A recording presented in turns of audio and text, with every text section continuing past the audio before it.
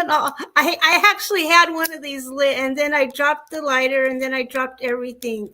So here we go again. Just a tiny little bit of my yerba santa here, which is for protection and cleansing. So come in, get a little cleansing.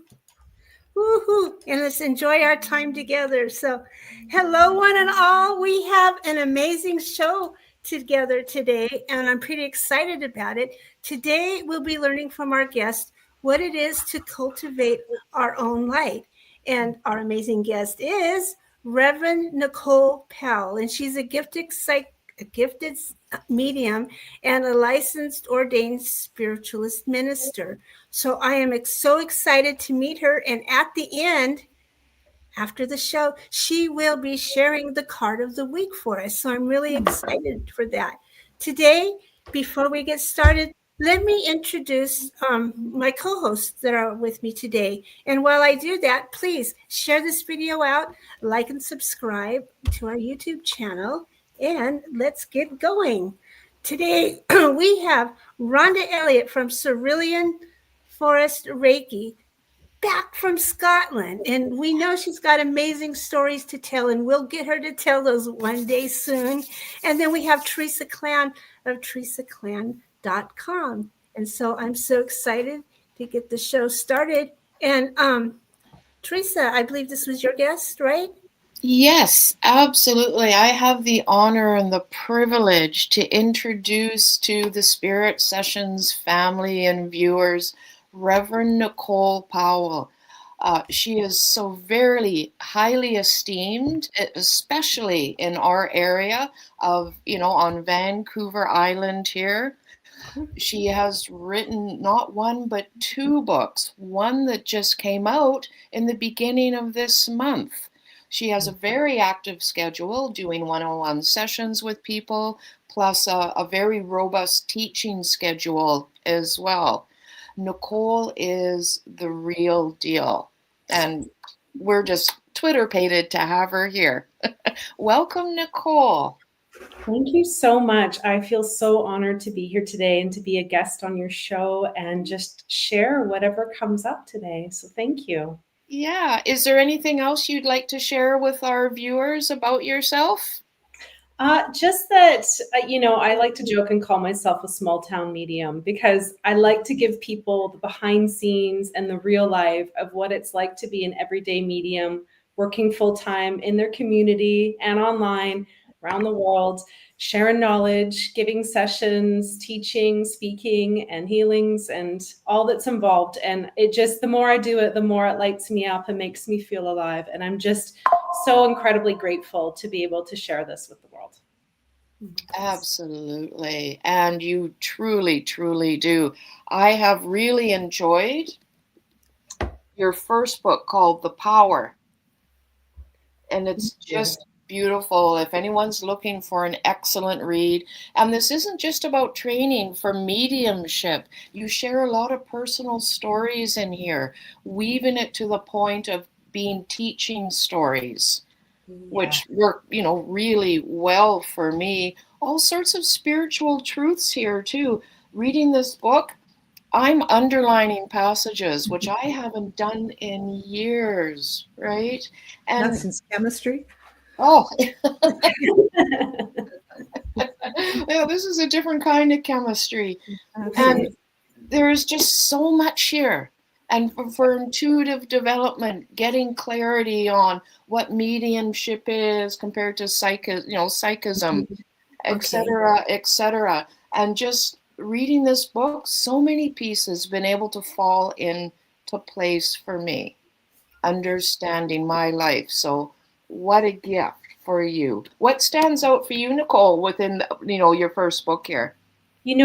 I had been doing readings for about 10, 11 years, and I felt like I knew all my clients' stories so well, but no one knew my story. And so being able to share this book of like how I became a medium, the backstory, what happened to me, how it developed, and some client sessions that changed my life, I was able to write it all down and give this to my clients or people so that they could understand who I was instead of being just like that oracle or that blank slate that helps everybody else. And you know what it really did for me is it opened connection. And in that vulnerability, it allowed me to feel more human and connected to people. And through writing that book, I felt so clear afterwards because it had been sitting inside me for so long that I just, when it was done, it was like, oh, wow, I'm in a whole new era of my life now, which took me into my second book right away. And it allowed me to kind of go to that next step. So I was very happy to put that book out. And it just feels like, you know, I've written two now, but there's so many more to come. I feel like I'm just getting going and I've just turned on the tap to that kind of creativity of how I can work with spirit in this way, because making this knowledge digestible and understandable has been something that's been so important to me, because so many people don't have the education base of psychism or mediumship or healing or trance. And they just want information on how to do it instead of just assuming that you have to be fully gifted to get into this work. I mean, there's so many layers to it. Yeah, there is. And you talk, for instance, about 3 different pathways toward people becoming mediums. Yes. Right? Like either they're born with it, or they're cracked open somehow, or they just have a real honest, sincere desire to learn how to do it. Always reference back to love. You said everything in the universe is love. Nothing. Everything else is illusion. It is. And so many people fear this work of, oh, I don't know what I'm getting into. And it's like, you have to remember all around us is non-physical energy, but it's up to us what we tune into, right? And so recognizing that the spirit world is love and pure love. And when we open up, we're opening up to that love. It can only enhance our life and make us a better person. Yeah, it's there no matter what, right? It's whether you've got You these tune into on it or not. or like this on, like, yeah. Definitely. And it's for the collective as well, right? Like what, you write and you live your life. Like you definitely are walking your talk, right? And by embracing the love, dialing that in, that's exactly what's needed to open the door to spiritual mediumship. Yeah. Sharing that with your clients, with the world as a whole, that does add to the collective, and it increases everybody's enjoyment of life, sense of being connected. Definitely. I mean, it changed my life in so many ways, opening up to mediumship. It was almost like I gotta share with people, because I see so many people who are grieving and in sorrow, and is there something else? And I'm going, I don't even think or question it. I know, because it's reference, it's convincing every day of my life. And why would I not want to share that if someone's open to receiving it?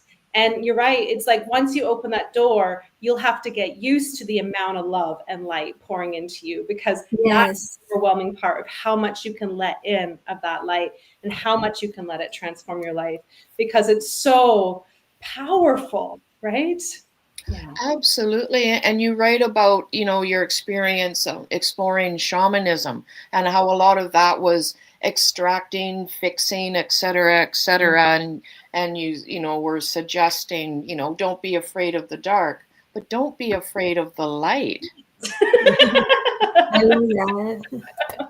I feel we're conditioned to go look at what's wrong. We got to fix it and clear it, right?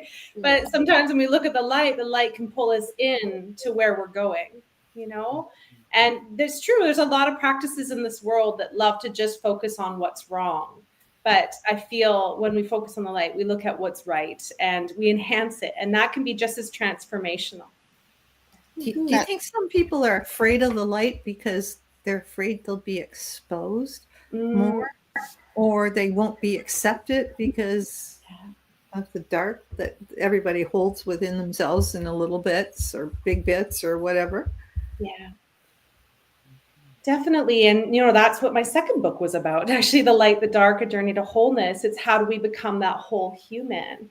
And the light asks us to show up as we are, authentically in our truth. But it also shines the light on the dark aspects of our soul that are our teachings to help us become more of our true self. right? So instead of looking at the dark of like just the dark and I got to fix myself, it's a combination of this is who I am and this is what was, or this is what's in me. And how do I bridge those gaps to become a full embodied human?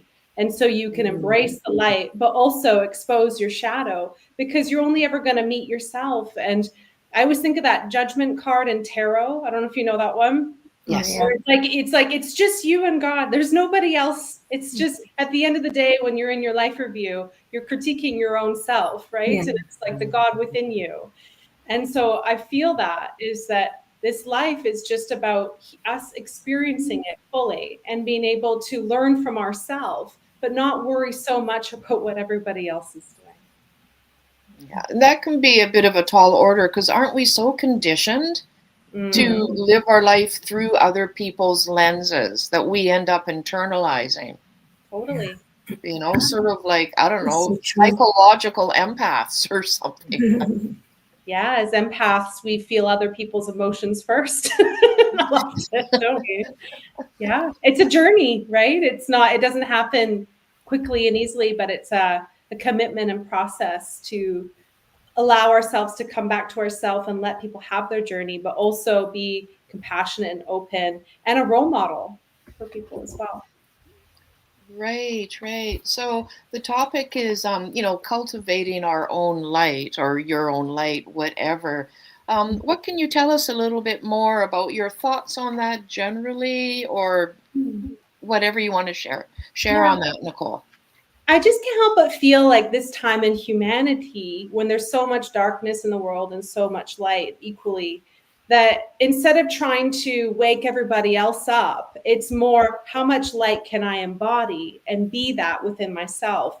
And instead of trying to reach to everybody else and change their minds or fight a fight or try and, convince, it's more about, can I be in my own energy and radiate this light? Because I feel that that's the higher teaching at this moment. Instead of fighting and pushing against and I'm right and you're wrong and la la la la, we just go round in circles, and it's a trap and it's a merry-go-round. But for myself, I've been really asking myself this question: can I pull back and just be in my light? Can I cultivate it? Can I hold it? Can I be honest with self? Because that's how I feel that we can move through these times. And when more of us start to allow this to happen, I feel that we won't be so gravitationally pulled or hooked into maybe social media or the news or things that make us feel easily depressed, and allow ourselves to more just focus on what is the Creator asking of us and how can we bring this into the world. Yeah. Beautiful. What is the Creator asking for us? Yeah. Aligning with the light, and you're suggesting in the book to like blend the energy with the light, feel the connection with the all, with everything. And I know T-Dubs and Rhonda do this too on a regular basis, day to day. Am I right, ladies? Yeah, definitely. Morning practice. Yeah. It's All funny. day. The moment I signed up to do this podcast with you, I just felt like the second I tapped into your field, it was like I was being blasted with this light. And I was like, oh, wow, these ladies working with a lot of light. Wow. It was such an inviting feeling. Oh, that's lovely. We always send our guys ahead to meet your guys. That's what. Oh, yeah. I was like, oh, wow, they already agreed to this before I even got to the table. That's true. Yeah. You're not the first person to say that. Yeah, it's kind of humbling, I would say. Powerful force field that I feel so much of how I do life now is it has to be intuitively. I have to feel something first before I agree to it. And then when the energy feels right, it's like, poof. So. I love it. That Right. is And a lot of like the eventual mediumship that is felt through the body, through the nervous system, correct? Is that right? Yeah, I talk a lot. Well, the first book is about evidential mediumship mainly. And yeah, when you start to develop yourself to connect with loved ones in spirit, it's a very different process than maybe connecting with angels or higher beings and guides. And how I see higher beings and guides is more in front of me as bright light, and it's a vibration I tap into. But when I'm connecting with ancestors or loved ones who've passed, it's almost like a heaviness or a density that I pick up on, and they come behind me and around me. And it's almost like I can feel they've lived on this earth plane before, but it moves through my nervous system and it becomes almost like an enmeshment. I mean, I don't know how you would call it, a blending, or we come into union together, and it's almost like I feel what they feel. I can see, I can feel, I can hear, I can taste, I can smell. So it's almost like we become together in this vortex, and allows me to communicate their messages and what they have to say. But yeah, it all works through my sensitivity and my nervous system being able to feel their essences as I deliver what it is they want to share. And when I first started 10, 11, 12 years ago doing mediumship, it was such a high vibration for me because of that love frequency of the spirit world. And it took a while for me to get used to it because it was so overwhelming. And now, years later, I barely notice it. It's almost like I can just shift into that because I more live at that frequency on a regular basis. Yeah. Oh, I love that. Woohoo. Beautiful. Beautiful. Yes, because when you connect with when we connect with our own light, with all our relations, that is love. And the more we do it, the more authentic we are. We're feeding ourselves, like recharging our batteries. And that becomes a new set point, wouldn't it? Like a foundational baseline energy for us. Yeah. And so that in itself, I wouldn't suggest doing that for protection, first and foremost, but that's sort of like a side benefit. So when you connect with these energies that might be a little denser, or you might be feeling whatever through the loved ones in spirit, there's no concerns, there's no problems or worries. Would you say that's correct? Yeah. And I mean, even if a loved one in spirit is trying to come through that had a very difficult life, or, experienced a lot of anger, or whatever, I can still see it just as energy passing through. Like, it doesn't affect and attack me. You know what I mean? I feel like as a medium, I'm doing my job to deliver their messages and to give them the benefit of the doubt and see them as a whole human having this experience as a spirit to pass this through that can bring healing to this world and to the person that's been affected. So I'm at this point where energy is just energy, and it's all just trying to move. And if there's something that needs to be said or spoken of, I can allow that to come through. I don't have to fear heavy emotions, or it doesn't all have to be, one way. Do you know what I mean? I do. And I know for me, and I don't know if any of our, audience or co-host here, that at times in the past, I've jumped into my head doing things, whether it's how do I interpret this, or what does this mean, or is it, is this healthy or not, and that stops the flow. Totally. Right? Yeah. Yeah. It's got to move through you, right? And it is called mental mediumship, so you do get mental visions and stuff like that, but you don't have time to think. And you don't have time to think, I think that's the way, because that's, that's coming from your mind. But you got to feel it, you got to see it, you got to know it, and you got to let it transport through you. And when you're in the flow, it just rolls, right? So opposed to having to try and contemplate it. And I would say, like, when I'm working, I need to do it in the moment. Usually I come in as a blank slate, because if I preconceive things, I'm only getting in the way, and I'm thinking things through, which end up complicating it. And as we know, the language of spirit is fluid, and it's all in the now. So it's best to stay present with it in this moment as it channels. Is that why it's so hard to remember later what actually was said and what actually went on without it being recorded? Because you're right in the now, and then when you're out of the now, you're like in a different place altogether. Like, I don't know how to describe what. No, I totally get this. I say this to my students all the time. Once we get out of a meditation, I go, write it down, because your mind, your ego self, doesn't want you to remember this. Like, it wants to say that never happened, or right, it'll want to shrink it back up. But also the other aspect of it is, when we're thinking, we're using our conscious mind. But when we're doing mediumship, we're bypassing the mind. We're going past it. So it's not coming and stopping and thinking things through here. So it's coming through you, but not from you. Right. And when you move to become a channel, it's about being as an empty vessel as much as possible. And so when I'm done readings, I let them go. And sometimes I'll get an email a couple of days later, and someone will be like, what did you mean when you said this? And I'll be like, that was like 5 readings ago. I have no idea. And I don't even remember saying that. Okay, that's a normal thing then. Okay, Yeah. gotcha. Yeah, I don't even know what I said. I can't even remember what I said, so I'm sorry. Yeah. I hope you recorded it because I can't remember. Yeah. Yeah, Oh, That's this a is sign of a fun. good because I think if you have to, like, if you think, then you're interpreting, and that's where your ego gets in, and you just say what you see or what you hear or whatever, then you're just giving whatever was coming to you rather than trying to make sense of it for Yeah. yourself.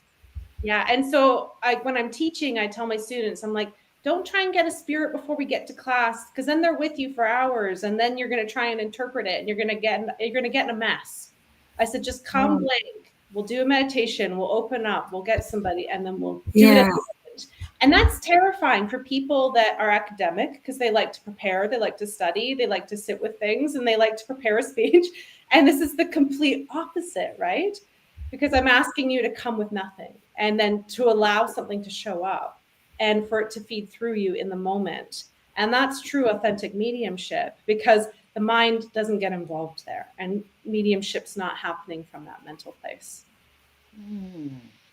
Would you say, I'm just wondering, practicing being in the flow, an empty vessel in order to deliver helpful, loving, supportive messages and guidance, etc.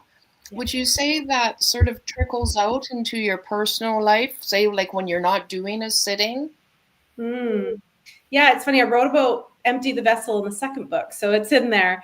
But yeah, I noticed that the longer I've been doing this, that the more I live my life, like how empty can I become and become receptive to life, right? Like using my energy, my alignment, what comes to me, what is drawn to me, what opportunities show up based on this, instead of like I gotta go for it and I gotta grab the bull by the horns and I gotta make things happen and I I feel like I just be hitting resistance and trying to force. But allowing myself to come in receptivity allows me to see what I'm in alignment with. And actually, one of my favorite things to do is go to silent retreats, and I've been to quite a few now. And to me, that's like the best medicine because I can fully let go and allow myself to be in that nothingness so that I could see where I'm showing up in life, right? It's almost like once that space clears, it allows newness to come in. And as we know, with spirit, they're always expanding. They're never staying stuck or still. So I feel with my life, I'm always trying to rearrange furniture, or I'm trying to let go of things, or I'm trying to move forward with my life and upgrade. And it allows me to stay current with where spirit is today instead of going round in circles of what once was. Beautiful. Awesome. Non-attachment, right? And I learned so much from the spirits when they're telling me these things, and I'm going, oh my God, we have to forgive. We have to own our stuff. We have to show up. We have to be honest with people. And these are the recurring messages I hear. And it's like, don't get stuck on things or attached to things that don't matter.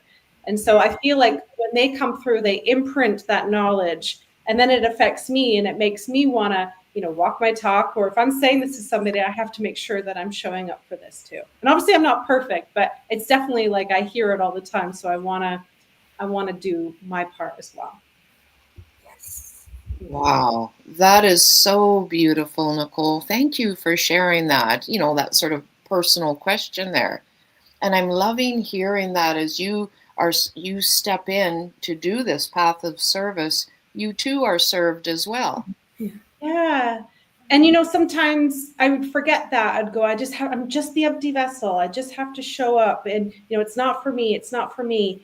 But the longer I've been doing this, I realize that it's just as much for me as it is for them, because it makes me feel so good. It's making me a better person. It's helping me cultivate this light. And when I don't do it, I feel awful, right?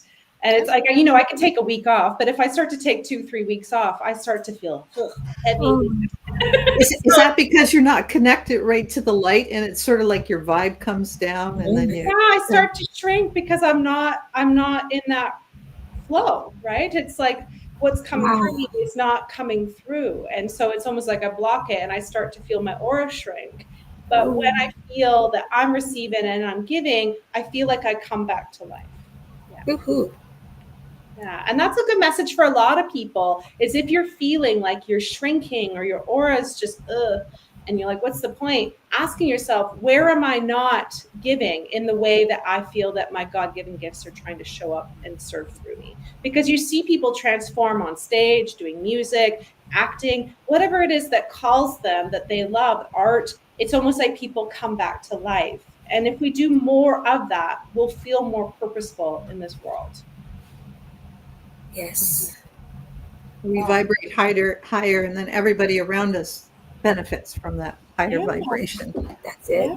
And then inspiration happens. People inspire each other to show up more, right? And that's so different than you need to do this. It's more like, I'm just going to do this. And someone's like, oh, cool. I think I'll do that too, you know? Oh, so the path of mediumship is like highly sustainable, which is essential these days. We can no longer be allowing ourselves to be distracted or to workaholism or whatever it happens to be. That's not sustainable. But this path is, and this helps us cultivate our light. Absolutely. Yeah. And you know, it changes all the time. I can't get attached to one thing. It's almost like sometimes I'll move into phases where I'll be more connected to the angelic realm or higher beings and stuff like that, or I'll more focus on higher self communication because I feel it's all connected. It's just there's different departments or different dimensions, right? I love that. Absolutely. Can you tell us a little bit more about the new book that you just published? Yeah. So I just want to say the first book is about like awakening to mediumship, and this is my story and stuff like that, and how to get involved in it. And the second book is what's next. It's like recognizing that once we're on this spiritual path, we have to play this game of life. We have to respect universal law. We have to understand that we have a shadow self, and we have to be able to be self responsible and show up in it. So I cover a lot of different topics of how to live this more awakened life and how to stay in it and rise with it. And it's ultimately a journey of coming back to the whole self. So not being afraid of the darkness within you, but being able to shine the light on it. And I do share some personal stories about, before I was intuitive and how I would get myself in a lot of trouble.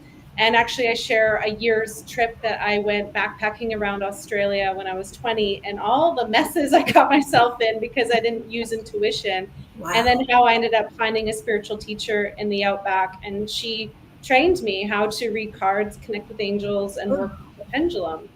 And from there, it really opened me up. And I talk a lot about my private practice and the questions people bring me, even the Akashic records of working with soul's blueprints, and just like different questions around like, is there retribution? Is there atonement? Like, how do we move through all these things and allow ourselves to become whole without getting stuck on aspects of darkness and how we let that block us in life?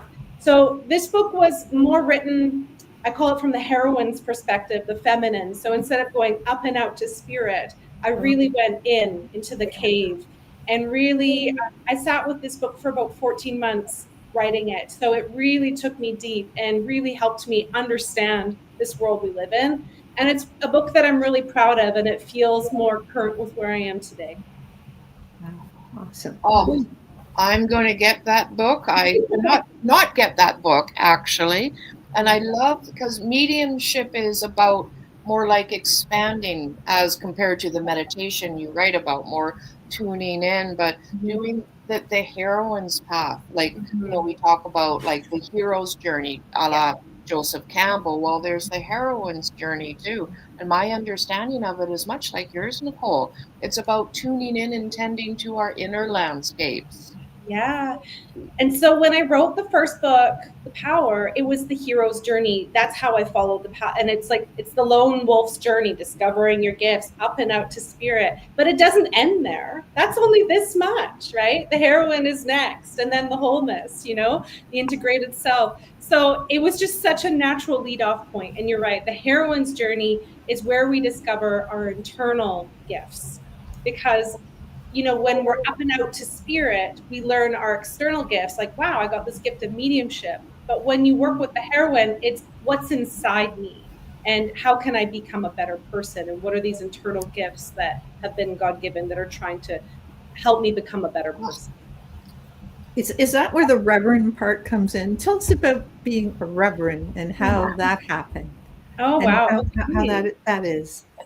Yeah, so it started in about 2015, when I just, I lost my grandmother and I started going to spiritualist churches, and I discovered this ability of mediumship opening up within me that was always there or there before. And I got involved because it really helped. And then it naturally turned into me sharing, hey, do you want to give a message? Hey, oh, you're good at this. Want to do 2 messages? Things like that happened. And I was invited up to Nanaimo to attend a second spiritualist church I hadn't heard of. And I did a service up there, and then it turned into more services. And then it aligned that I was given the opportunity to become a minister. And I had to apprentice over 3 years to do all the training. And it just I want to say it fell into my lap. Like it just showed up. Like it was just like I was at the right place at the right time. They were looking for somebody. I just appeared, if you know what I mean. And so I just kind of went with it and said yes. And the training took me until I believe 2020 or 2021. And I got ordained. And then I took over Two World Spiritualist Center in Nanaimo, and I became their minister. And I was their minister for 4 years. And I just recently resigned back in March because I felt that I was being called to other work and I was being pulled in other directions. But once I became ordained, that title just stays with me. So if I have a church or not, or a center or not, it's still in me, and I can't really disconnect that. And I even feel like I'm still a minister within my business. It still comes out of me. But So yeah, a facilitator, a spiritual facilitator. yeah, Right? I can't, like, I do lots of speaking, I do lots of inspiration, I still do lots of mediumship, healing, and I still help a lot of people. And I feel like I don't necessarily need a center anymore to be able to share the knowledge that's coming through. But the Reverend work really changed my life. It really brought me into accountability, to being present with who I am. And if I was going to stand on that platform, I needed to make sure that I took my personal inventory of my life and cleaned up aspects of my life, because I really wanted to make sure that I was standing in my truth. And it holds me in that. And I mean, I said an oath, so there's a lot of things I can't bend on. So, but the work has been very powerful, and it's allowed me to keep the sacredness in this spiritual work. Yeah. And I feel my second book talks more about my journey of being a reverend. First one kind of is like how I got into it, but the second one is more just, sitting by people's bedsides and going through the process of them passing away, or the questions they have when they meet life near the end. And so it really allowed me to explore those conversations and things that people have about questions of life, and people's confessions, like things that they have to admit that they've done, and really becoming neutral about what happens to people in this life and how we can support them. Beautiful. And another way to cultivate light, to be in service to something that shows up, say yes. Yeah. I mean, I couldn't not at that time. It was just so divinely aligned. You'll get to that part in the book later. Oh, I certainly will. We know that. Yeah. And in the first book, you write that in life, nothing is random. No, nothing's random. We think it is, but we think, oh, that shouldn't have happened. But, we can turn anything from lemons to lemonade. You know what I mean? And we could look at any aspect of our life and be able to shift it from a higher self perspective, or stay in a lower self of like poor me or victim, right? And every opportunity is a chance for us to turn something around, even when it feels like it shouldn't. But then again, it's not so much about what happened, but it's how you respond to it, or what your responsibility is with it when you receive this, right? And I mean, that's challenged me many times in my life, of feeling like I've been disserviced, or things have happened to me that I didn't deserve, right? And so it's, how do I work with that? Yeah, and that's been a part of my journey too. I used to be so attached to my stories. It's them out there, not me. until I learned, oh, I'm the common denominator here. Yeah. It's like, oh, this is for me. Oh, wow. Really? Yes, it's Why? for me, not against me. And then when I made that turn, that pivot, and I just became brave or courageous. I wasn't afraid of that darkness, what I perceived as darkness, which is Yes. just consciousness under pressure, Yeah. right? Yeah. And then able to sort of open up those containers of learning. And I'm here now so much later than if I just stopped and froze, right? And froze, and that this is it. Yeah. There's this picture behind me that I painted of a jaguar, but Love it. I called it Lemons to Lemonade. And the story was I went to Costa Rica, so excited. And on the first morning I was there, I got all my money stolen. All like I had like $0. And so I went back to my friend's place and I told her this, that it got stolen out of a bank machine and I couldn't get it back. And I had nothing to do. Like I didn't know what I couldn't go on any adventures I was supposed to go on. I was very, very limited in everything. And I just sat there so mad and I was just doodling. And she said, "Are you still painting?" And I said, "Yeah." And she goes, "I got this old used canvas in my basement and I have 4 paint colors. Would that help you?" And I said, "Yeah." Oh, And neat. so for 2 weeks, I spent painting this painting. And it totally transmutated my experience because I brought this home and it was a reminder that whenever something bad happens, I can change it, right? And I can transform it. And in the end, the bank machine that stole my money, I got it back through the Canadian MC. They helped me get the money back. So it was almost like a cosmic joke that was supposed to happen. It was supposed to rock your boat. You were supposed to paint this painting, and here you got it. You can have it back now. Wow, what a story. I love it. Yeah. My gosh, it reminds me too of how you write in the first book that, and I agree, I underlined this because it was like, oh my gosh, that's so true, that when those whom we love pass on, after the grief and after all that thicker process, we emerge stronger. Yeah. than before. They join us, right? They become a part of us and strengthen you. Yeah. When my grandmother passed, all of a sudden my mediumship abilities really heightened. And the more I started to understand my grandmother, the more I realized it was in her all along. She just didn't have the opportunity to develop it. But it was almost like she passed and her soul merged with mine. And it just really opened up my possibility. And I felt her leading me. And I haven't felt her disconnected with me since, Oh, neat. Yeah. So were you always this way from the time you were born?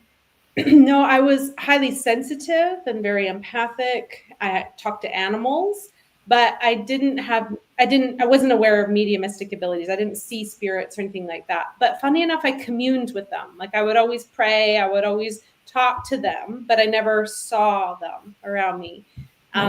And then when my friend passed at 19, I started having visitations from her. And I didn't really know that was mediumship, but I think that was the opening point. But then when I was 22, I had an experience where I almost passed away from appendicitis, and I was given the opportunity to stay or go.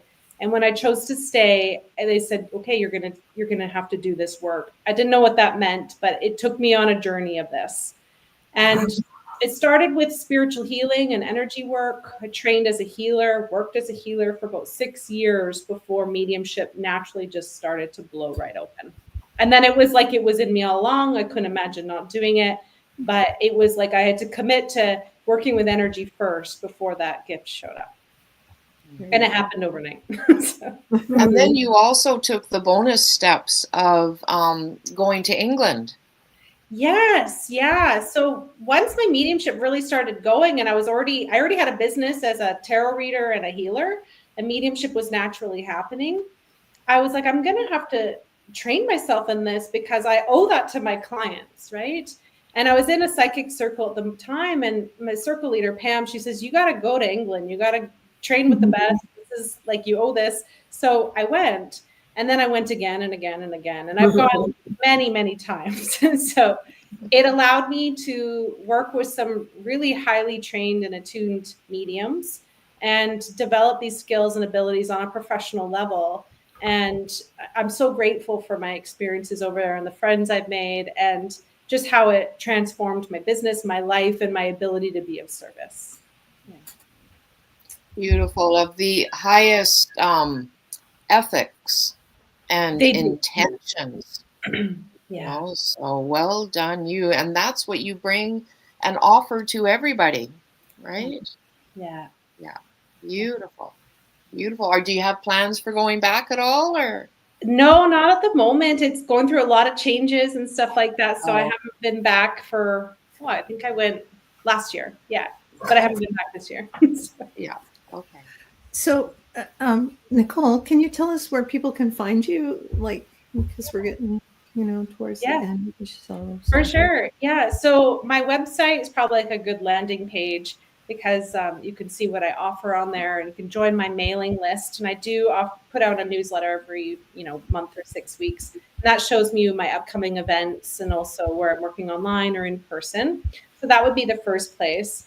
And then I do have a business Facebook page and an Instagram and TikTok. So you can reach me on social media as well. And then my books can both be purchased on Amazon. Oh, and I do have a JNAT booking link for private readings, but I am quite booked up at the moment, so it's full. Very cool. Very cool. Teresa, you have a question for Nicole. Our normal question. The one you like to do. The one you like to do. Sorry, T-dubs. Sorry. Okay, T-dubs. Yeah. You can't see I'm looking at T-dubs. So okay. I'm looking at T-dubs. Yeah.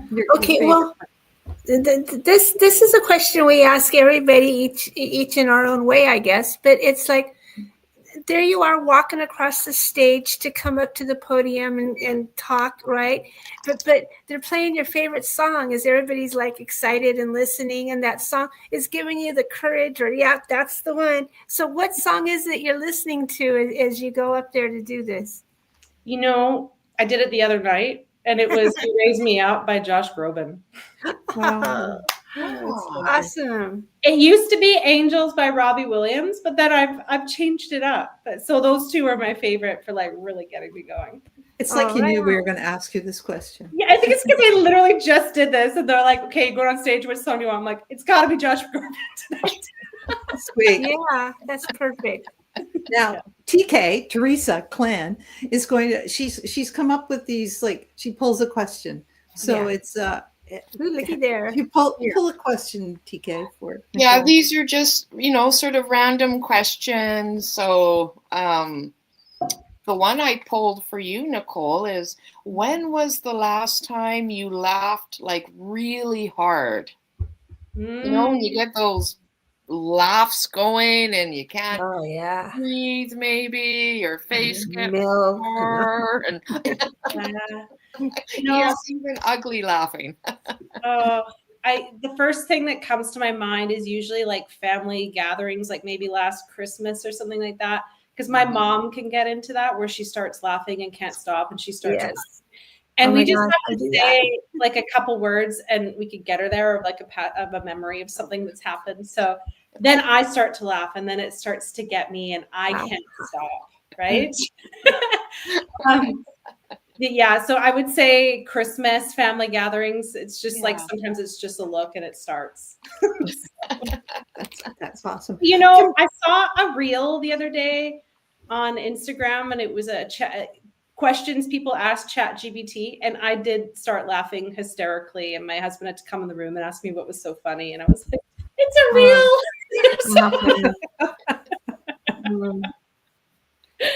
Yeah. Thank you for answering that.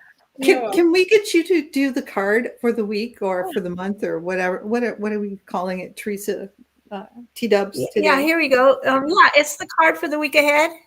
Card for the week ahead for the collective. I'm going to pull a card from the 13 Moods Oracle cards, and I'm just going to pull one. So I'm just going to go for the card for the week for everybody, the collective, and see what it is.